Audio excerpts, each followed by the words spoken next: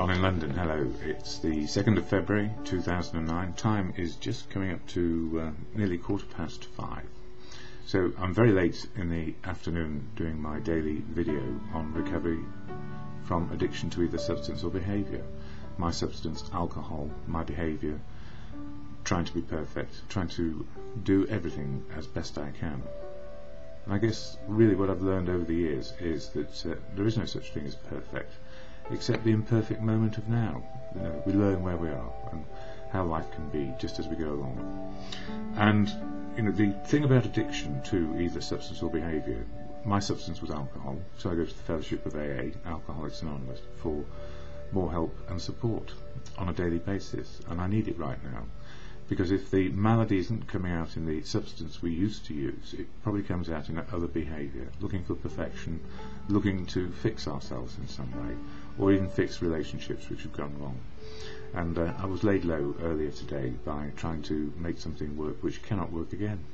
So I have to learn that if my addiction, primary addiction being alcohol, is not being satisfied in some way, certainly my behaviour can become addictive in other areas. So I need to look at that too, always. So whilst fellowship is all about alcohol, it keeps me looking at the whole big picture of life and where I am today. And at the beginning of every meeting we share the preamble, which tells everybody what AA is there to do. Now remember, please, I do not speak for AA, I speak for myself, but I use the tools of the fellowship to make my life work. Utilise them, not use them, utilise them daily. So it says here, Alcoholics Anonymous is a fellowship of men and women who share their experience, strength and hope with each other, that they may solve their common problem and help others to recover from alcoholism. The only requirement for membership is a desire to stop drinking. There are no dues or fees for AA membership. We are self-supporting through our own contributions. AA is not allied with any sect, denomination, politics, organisation or institution. Does not wish to engage in any controversy, neither endorses nor opposes any causes. Our primary purpose is to stay sober and help other alcoholics to achieve sobriety. And I'm hoping to get out to a meeting of AA a little bit later. The snow has been falling here in London, UK for some time, and it got to about 9 inches deep, which I don't know is what, about 18 to 20 centimetres. So it's a fair old snowfall for us, and it's the biggest it's been in years, certainly in central London. So what about me in recovery? What's important to me is utilising not only the meetings of AA but also the literature, which makes me smile sometimes, and today it made me smile at me and myself and what I've been up to. Daily reflections, 1 page a day. It's February, so it's all about step 2, looking for a higher power to help restore us to sanity, and my higher power is simply truth in the moment of now. So I'm learning on a daily basis. So I guess I'm really learning that I'm a very, very human being, and that I am capable of anything and everything, and I need fellowship to keep me on the right path. So Rescued by Surrendering is the title here. Characteristic of the so-called typical alcoholic is a narcissistic, egocentric core, dominated by feelings of omnipotence, intent on maintaining at all costs its inner integrity. Inwardly, the alcoholic brooks no control from man or God. He, the alcoholic, is and must be the master of his destiny. He will fight to the end to preserve that position. And in recovery I'm learning that that position will kill me, one way or another. If I don't relapse on alcohol, I can certainly relapse in other areas to do with people, places and things. And it goes on to say, the great mystery is, why do some of us die alcoholic deaths, fighting to preserve the independence of our ego, while others seem to sober up effortlessly in AA? Help from a higher power, the gift of sobriety, came to me when an otherwise unexpected desire to stop drinking coincided with my willingness to accept the suggestions of the men and women of AA. I had to surrender, for only by reaching out to God, or in my case I see God as truth, so reaching out to the truth and my fellows could I be rescued. And sometimes on a daily basis I need rescuing because life is so difficult. Excuse me. And also around relationships. I'm taking a deep breath and a deep sigh because I'm glad I'm human. I'm glad I have this inner battle sometimes, which is about caring for other people and also loving other people and knowing it can go to extremes of behaviour.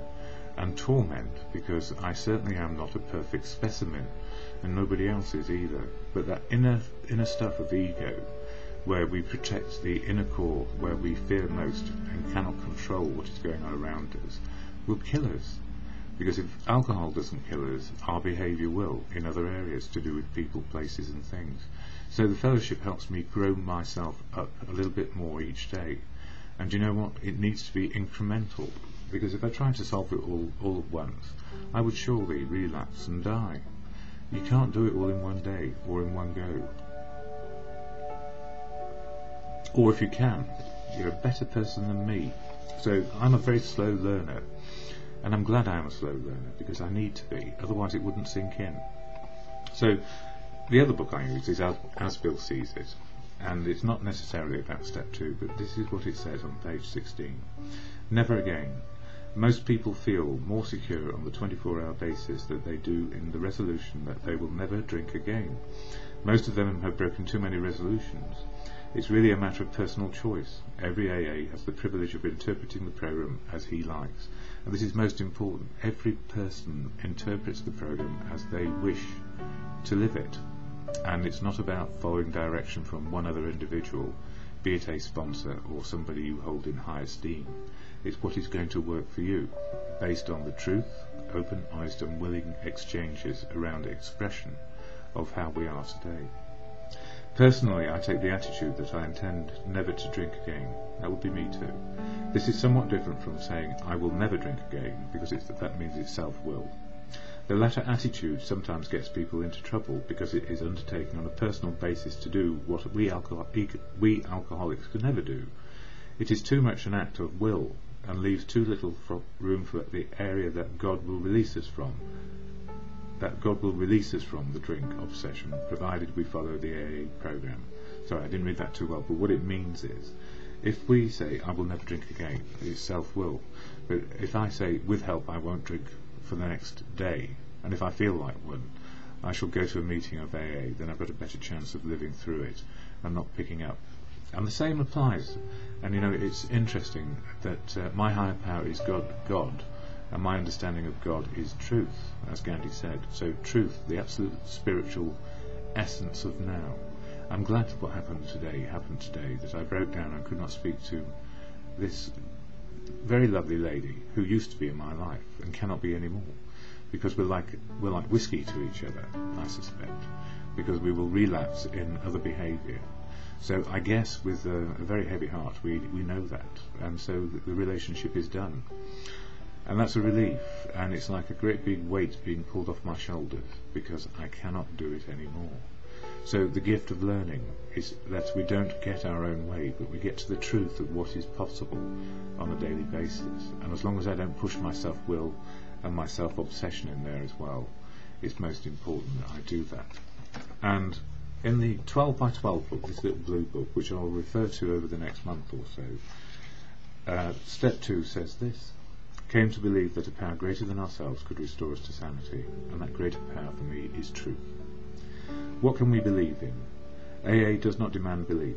12 steps are only suggestions. Importance of an open mind, variety of ways to faith, substitution of AA as a higher power, fight of the disillusioned, roadblocks of indifference and prejudice, lost faith found in AA, problems of intellectuality and self-sufficiency. Negative and positive thinking. Self-righteous defiance is an outstanding characteristic of alcoholics.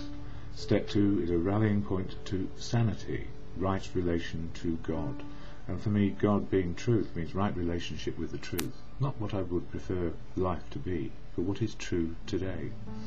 So the rallying point to sanity is to keep on trying for the truth very gently, and trying very hard not to either upset myself further or upset another person in the process. And the gift of trying to help and be people-pleasing will not make the truth any different. And that's the gift of the learning for today.